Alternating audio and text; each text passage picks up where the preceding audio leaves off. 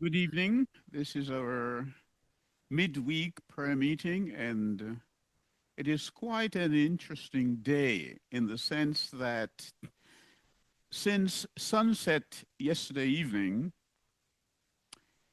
Judaism had been celebrating Hanukkah, and Christianity at midnight last evening, they were celebrating Christmas.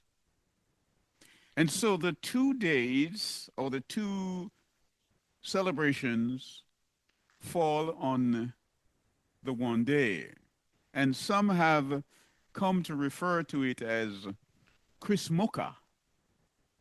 They have merged the two celebrations.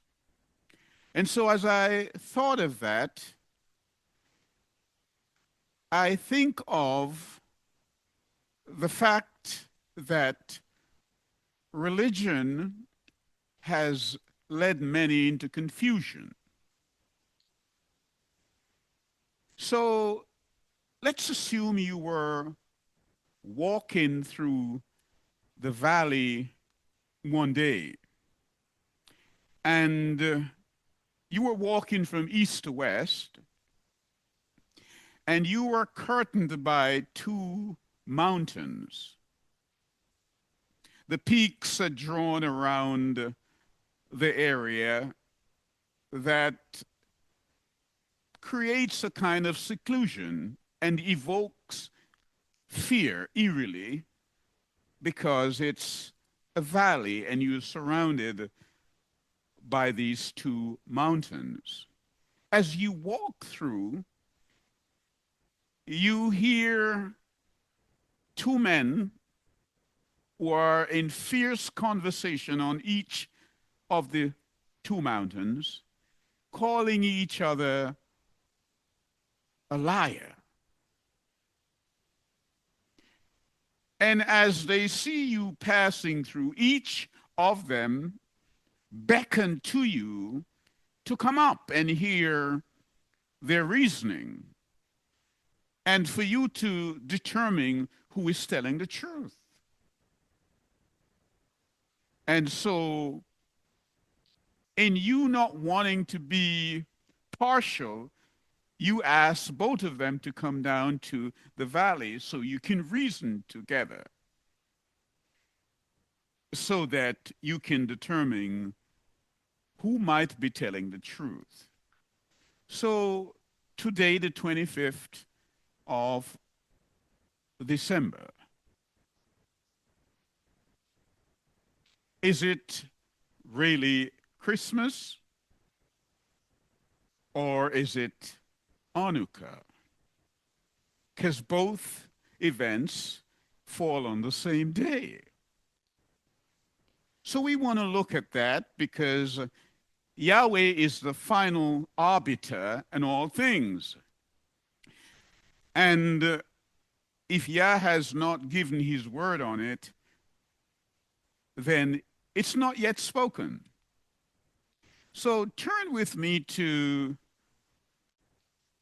the book of Maccabee, that's chapter 1, and we will take a fleeting glance at this, and then we will look at Yah's calendar and how he has determined what is.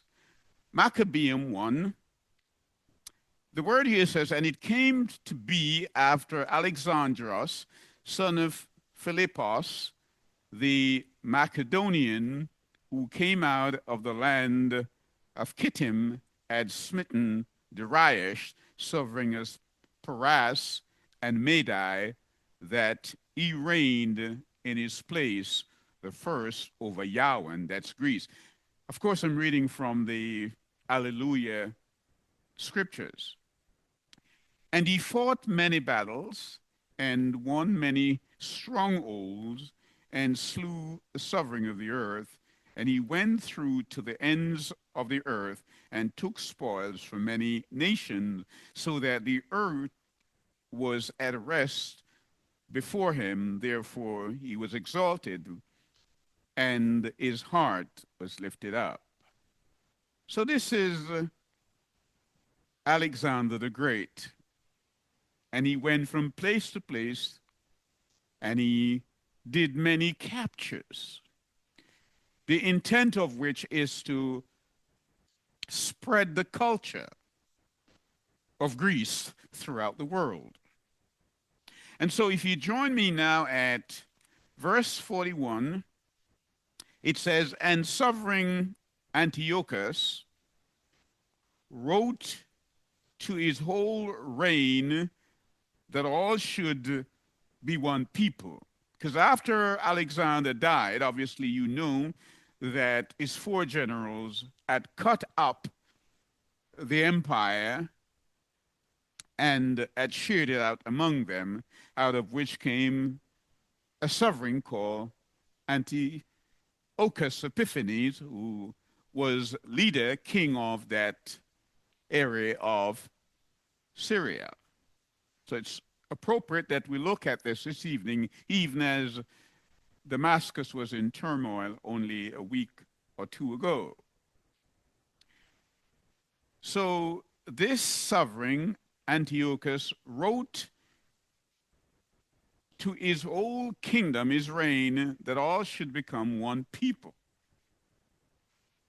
And everyone should leave his laws. So all the Gentiles agreed according to the command of the sovereign. Even many of the Israelites are agreed to his belief and slaughtered idols and profaned the Sabbath. And so we see here also that he slaughtered animals and drink offerings in the Ekel, and they should profane the Shabbat and festival days, and pollute the Mishdash and the Kodesh people. And verse 47 says, put up altars, he put up altars of Asherim. That's plural. Last week we talked about Asherah, but this is Asherim, and the temples of idols, and offer pig's flesh and unclean beast on the altar in the temple. So this was what was happening. And the word says that in verse 54, now on the 15th day of the month of Kislev, in the 145th year, they put up the abomination of desolation upon the altar and built idol altars throughout the cities of Yehuda on every side. He put up a picture of Zeus on the altar. And so he was making the place abominable because he wanted everyone to be the same. And we read also that on the 25th day, that they did something else.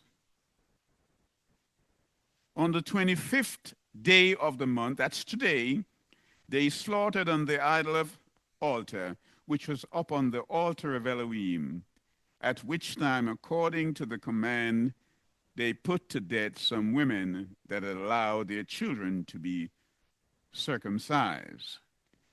So the essence here is that Antiochus Epiphanes went into the Jewish temple and desecrated it. And on the 25th, which was today, a day like today,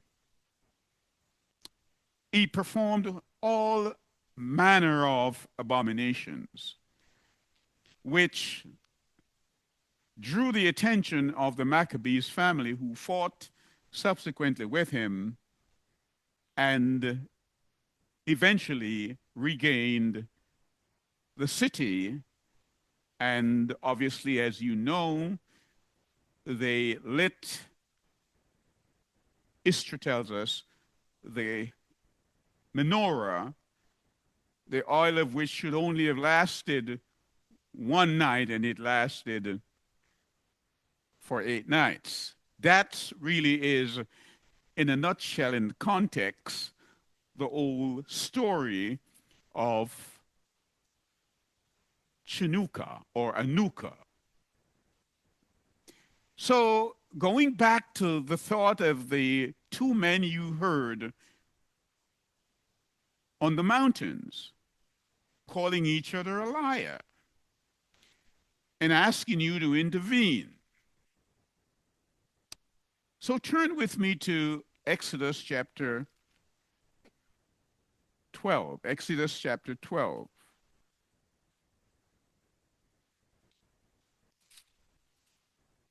Yah here is speaking to Moshe, and the word says that Yah spoke to Moshe and Aaron in the land of Egypt, Mizraim, saying, "This month shall be unto you the beginning of months. It shall be the first month of the year to you. Speak ye unto all the congregation of Israel, saying, In the 10th day of this month they shall take to them every man a lamb according to the house of their fathers, a lamb for a house. And if the household be too little for the lamb, let him and his neighbor next unto his house take it according to the number of the souls, every man according to his eating shall make your count for the lamb." So Yahweh told Moses here that the year would begin in the month of Nisan or Habib. The first month of the year is going to be Nisan. So if the first month of the year is Abib or Nisan, today, the 25th of the month they call Christmas, which is the Gregorian 12th month, Yah said, no, it is the 9th month. So you're still addressing these 2 men who are calling each other liars. Yah says that it is the 9th month, the 25th of Kislev. Clearly, we know, as we have studied before, Yeshua was born on the 15th day of Tishri, the 7th month. His cousin, John the Immerser, or Johann the Immerser, was born on Passover. So Yeshua wants us to know that Christmas is not a time that he appointed.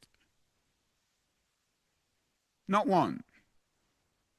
He has left in here the word, and let's go to Leviticus chapter 23 and just take note of what he said. And Yah spake unto Moshe, saying, Speak unto the children of Israel, and say unto them concerning the feast of Yahweh, which ye shall proclaim to be holy convocations, even these are my feast. Yah said, these are my feast. People say they're the Jews. No, they're Yah's feast. 6 days shall work be done, but the 7th day is a Sabbath of rest and holy convocation. Ye shall do no work therein. It is the Sabbath of Yah in all your dwelling. So Yahweh says all these feasts are his. And the first one is a seventh-day Sabbath. So if the first one is the seventh-day Sabbath, the question must be asked, who is so stout in authority that they would pick out the seventh-day Sabbath and leave the rest of the feast days and say we're not going to keep that? Who has that authority? Who is so daring except a presumptuous man or presumptuous church? Yes, these are my feasts, and I want you to keep all of them. And so, again, we're trying to bring clarity to the two men who are arguing on the mountaintop, calling each other a liar. Let Yah be true, and every man a liar. And so, tonight we want to look at what is going on. Come now with me to the book of Numbers, and that's 33, Numbers 33, and we will look at verse 3. The word says, "And they departed from Ramesses in the first month, on the 15th day of the first month, on the morrow after the Passover, the children of Israel went out with an high hand in the sight of all the Egyptians." So they had the Passover in Egypt, and they left Egypt on the 15th day of the month. What does that mean? The Passover obviously was on the 14th.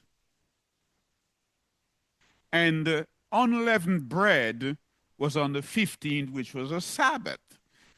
And it's worth noting that whatever day in the week that unleavened bread falls, it is a Sabbath. It's an annual Sabbath. And it is no less sacred than the seventh-day Sabbath. We've got to understand that. And as we studied a couple of weeks ago, that it was Constantine that orchestrated the change, not only of the seventh-day Sabbath, but of the annual Sabbath also. So those who are following the teachings of their assemblies and not keeping it, they need to be aware that really they're following the edicts of Constantine. So come with me to chapter 16 of Exodus.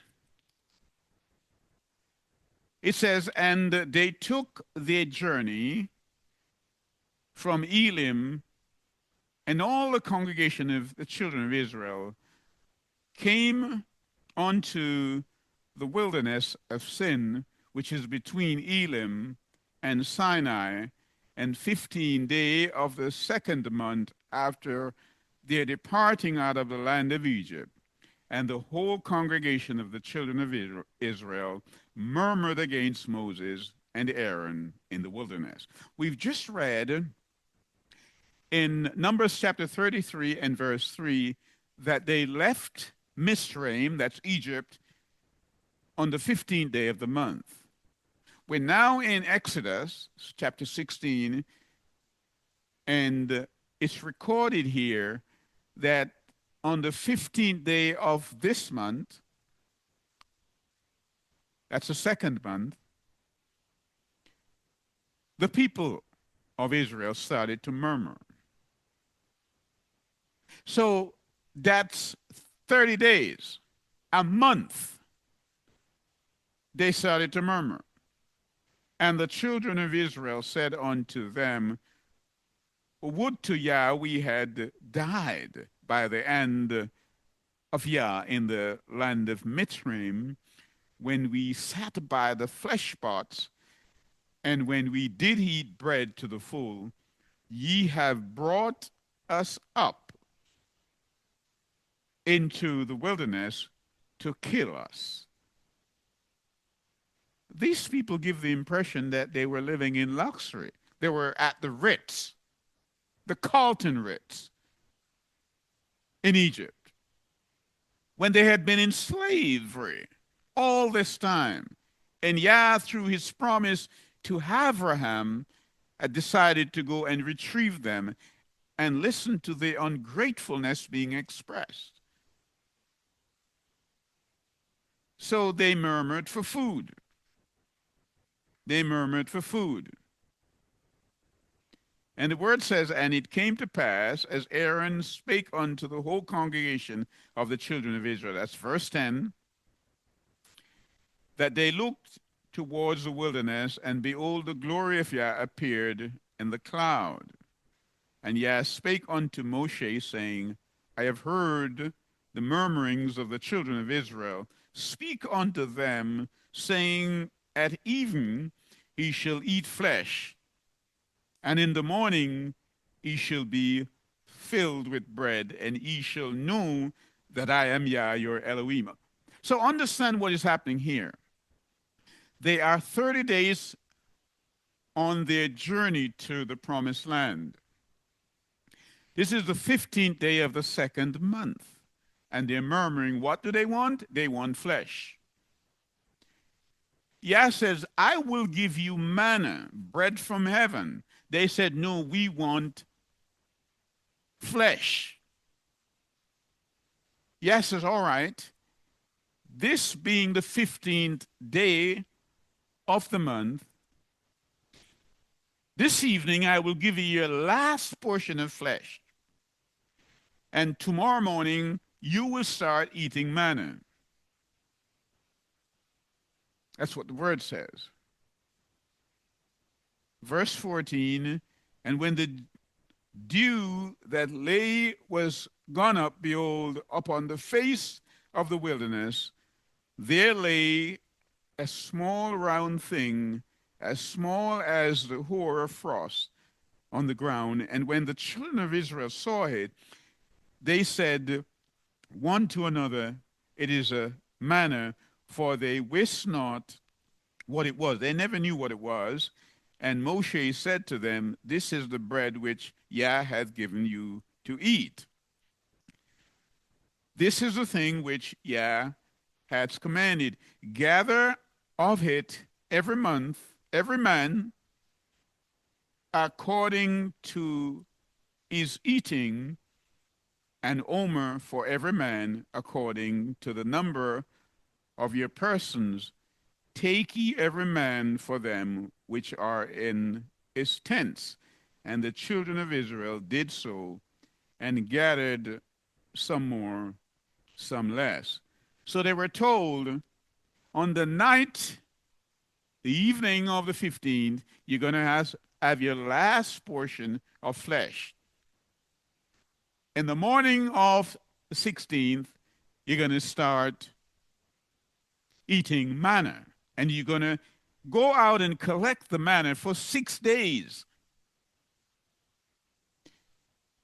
But you must not go out on the 7th day, which would be the 22nd. So we learned something here, that they left Egypt on the 15th day of the first month, Nisan. They come here to this place, the wilderness of sin, on the 15th day of the second month. They have now been traveling for 30 days. They murmured to Yah that they wanted flesh. Yesterday, I want you to be a people whose behavior is reflective of the kingdom. When a person is converted, their wardrobe is converted. Their diet is also converted. Everything about them is converted. That means their spoken theology is consistent with their lived religion. So go out and take the manna for 6 days, but not on the Sabbath. So we learn that the 15th day of that month was a Sabbath, because the 16th was the first day of the week. Collected for 6 days, but not on the seventh day. So 15 and 6 is 21. So the 22nd is also a Sabbath. So we have the 15th when they murmured, and we have the 22nd when they should not go out. And between those 2 dates rests the 6 days that they will go out to collect manna. What am I trying to show you? It's very simple. If the day that they murmured is a Sabbath, and the 22nd is a Sabbath, and the day that they left Egypt is the 15th of the first month, all we have to do is to count backwards to the 15th day of Nisan from the 22nd.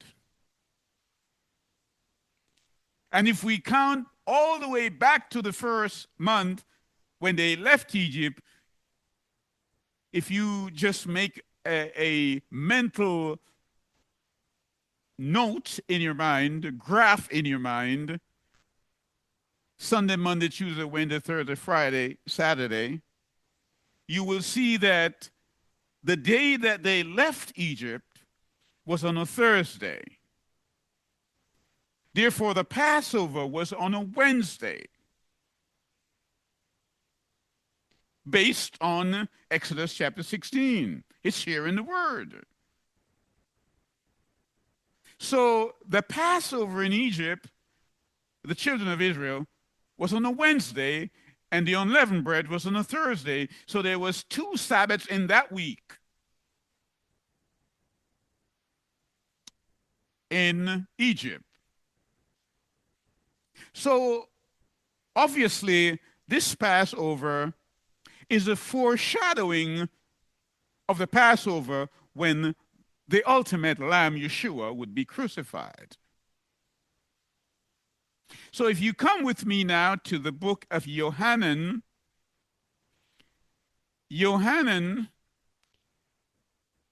chapter 12, the word here says that then Yeshua, 6 days before the Passover, came to Bethany where Lazarus was, which had been dead, whom he raised from the dead. There they made him a supper, and Martha served, but Lazarus was one of them that sat at the table with him. So we're made to understand that Yeshua came to Bethany 6 days before the Passover. I'm trying to show you how this Passover coheres with the same Passover in Egypt. Come with me, stay with me. So he comes to Bethany 6 days before the Passover. Now look at verse 12. On the next day, if I were to speak to you in patois language, I would perhaps say, "Ina the morrows," the next day. Much people had come to the feast when they heard that Yeshua was coming to Jerusalem. They took palm branches and went forth to meet him and cried, "Hosanna, Baruch is the King of Israel. Blessed is the King of Israel that cometh in the name of Yah." Baruch Hashem Adonai. That's what they were saying. So if the next day is Palm Sunday, as it is commonly known, obviously the day before when he came to Bethany is the seventh-day Sabbath.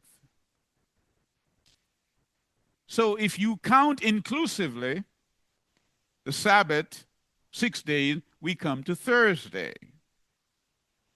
Thursday was the Sabbath, the day of unleavened bread, which means that Yeshua was crucified on Wednesday, which is the day of preparation. Again, we see this is an annual Sabbath. And just like it was in Egypt, there were 2 Sabbaths in that week. There's also 2 Sabbaths in this week.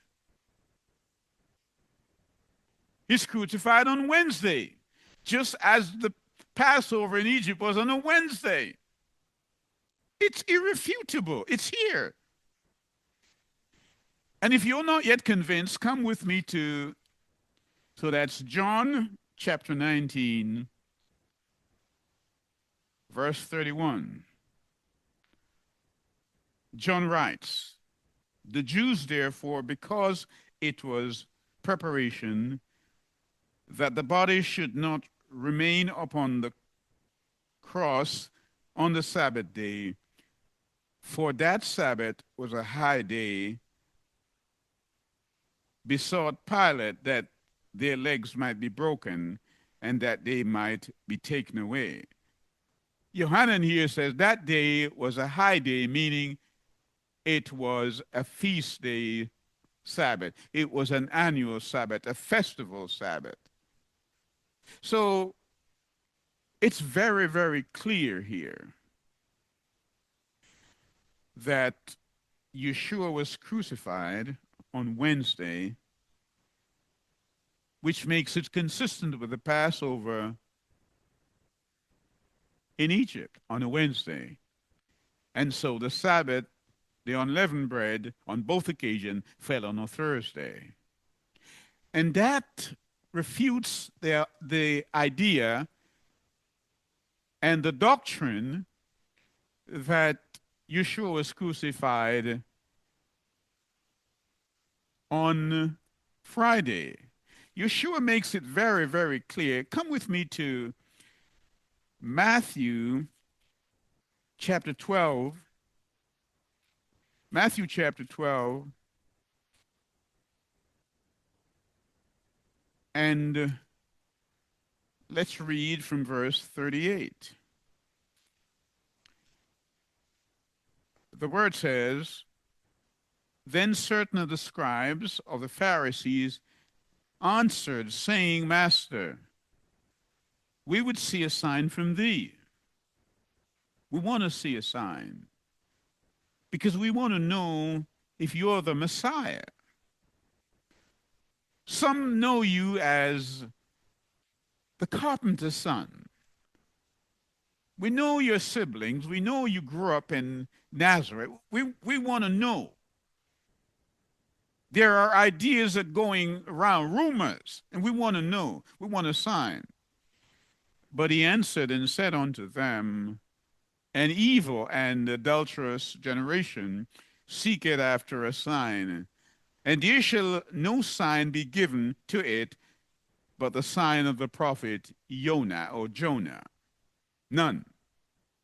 For as Jonah was 3 days and 3 nights in the fish's belly, so shall the Son of Man be 3 days and 3 nights in the heart of the earth.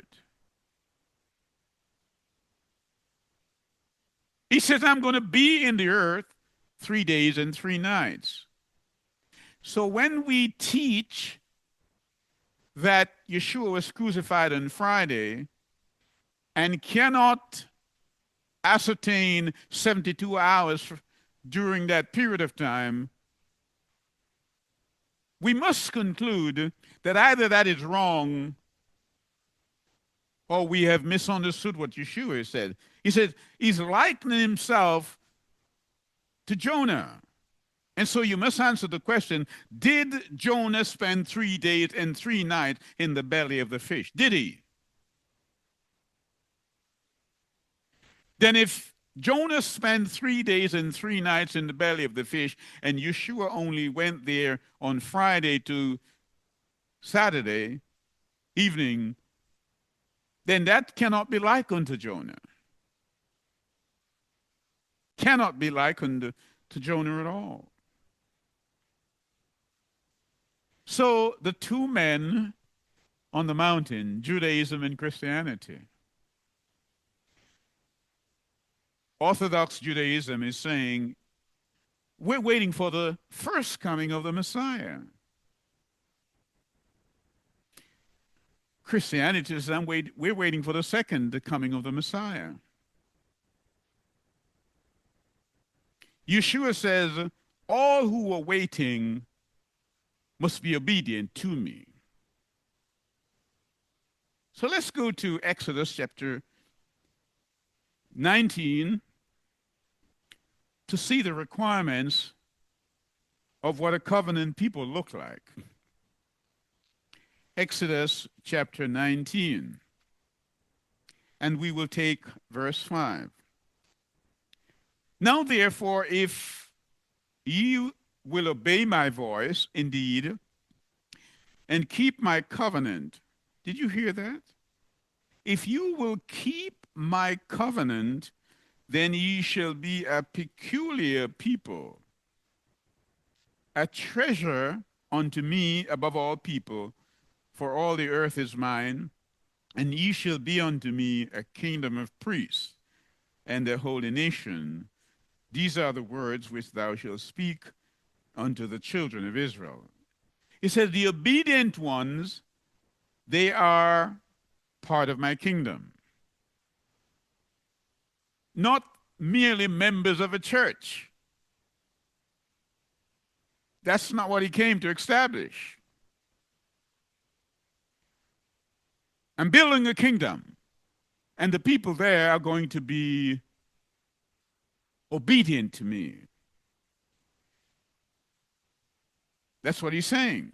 Now, what's interesting, is when we look at Exodus chapter 16, and if we were to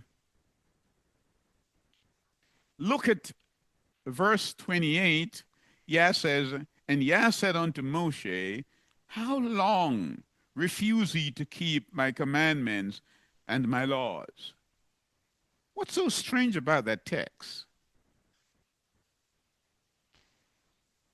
At the time of that statement, Israel had not yet reached Mount Sinai. They're only 30 days in their journey. They left on the 15th of the first month. And Yah is saying, how long will you be in keeping my commandments, my Sabbath? How long? They have not gotten to Mount Sinai yet. So when people say the commandments were given at Mount Sinai, no, they were redistributed at Mount Sinai. It was because the people had forgotten them why he wrote them down. Because in Genesis chapter 26 and verse 5, let's go there. Genesis chapter 26 and verse 5, it says, because that Abraham obeyed my voice and kept my charge, my commandments and my statutes and my laws. Abraham kept them. And Abraham was not at Mount Sinai. So the laws were there from the very inception of time. So we have Judaism, the man on the mountain, saying he's Torah observant. We have Christianity saying they're Bible-believing people, and Abraham is their father. Paul comes along and said, if you being Yeshua, Galatians 3:29, then and only then are you Abraham's seed. Only then are you Abraham's seed. So the question is, which of the two men are right?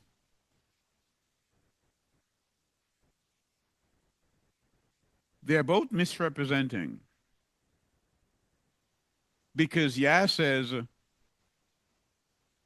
I have sent my son. And they killed him. Christianity said, we accept him. But then say, we won't do as he say. Who then is a liar? Who? And so this Chrismukkah or Christmas or Hanukkah,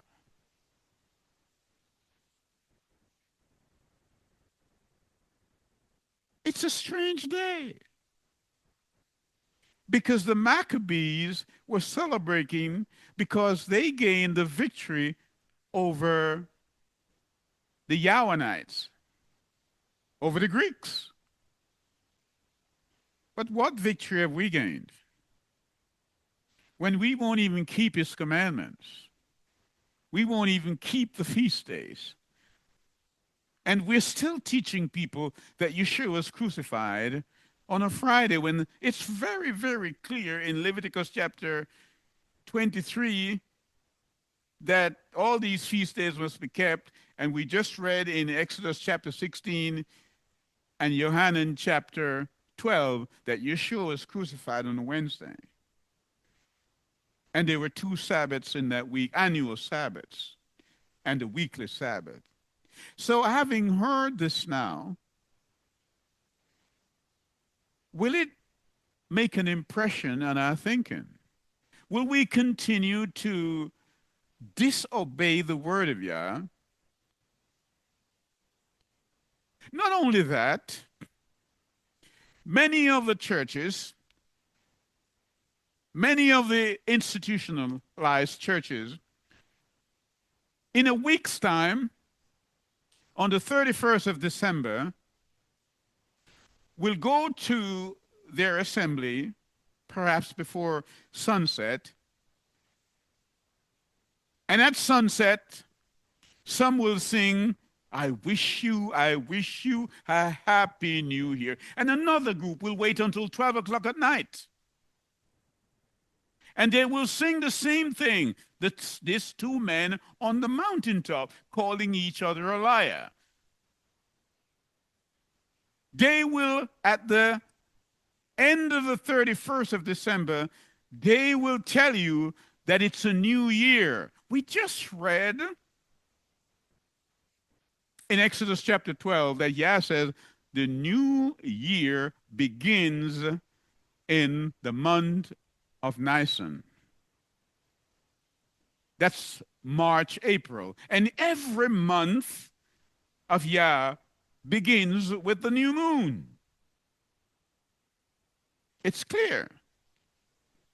Every month begins with a new moon. So how could January the 1st, which is a week from now, be the new year if December is the 9th month of the Hebrew calendar? That's confused logic. It's clear to me, therefore, that the majority of people calling themselves Christians, people religious, they're following Constantine Creed and not the word of Yah. It's clear. They're teaching, as Yeshua says, the doctrines of men. And so tonight we only intended to take a brief look at this day. And so those two men on the mountaintop, it's not so much an abstract contrivance as it seemed at first, because the reality exists that both men on the mountaintops, they have a semblance of truth, but they have mixed it with errors. Even as Yeshua said, I know your works. You're doing certain things that are good, but other things I don't like. Amend your ways, repent. Otherwise, I will pull out your candlesticks. And so tonight, we just wanted you to get that brief understanding of what Hanukkah is really about, that it was about Greece trying to establish its culture throughout the known world, and certainly in Israel, and that asked all the people to become one. The same thing that democracy is trying to do now, but in a roundabout way. For everybody to be the one group of people, everybody should abandon their idea of things and become one. Today they say, just be tolerant. Just be tolerant. And we just want you to know that let no man deceive you by any means. Because if Yah speaks, no man is stout enough. No man is big enough. No man is wise enough to overrule what Yah said. In Yeshua's name I pray. Amen.